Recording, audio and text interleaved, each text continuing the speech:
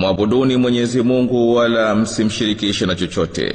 وبالوالدين إحسانا وبذي القربى واليتامى والمساكين والجار ذي القربى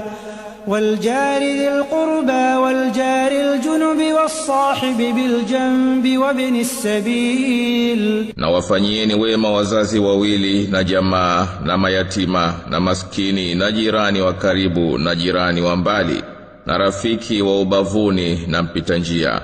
وابن السبيل وما ملكت أيمانكم, na waliomilikiwa na mikono yenu ya kulia.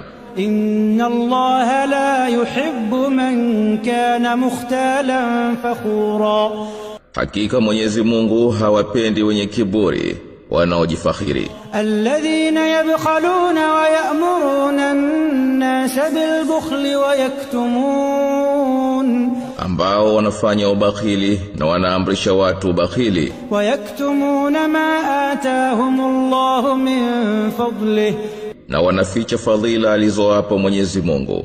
وأعتدنا للكافرين عذابا مهينا, na tumewaandalia makafiri adhabu ya fedheha.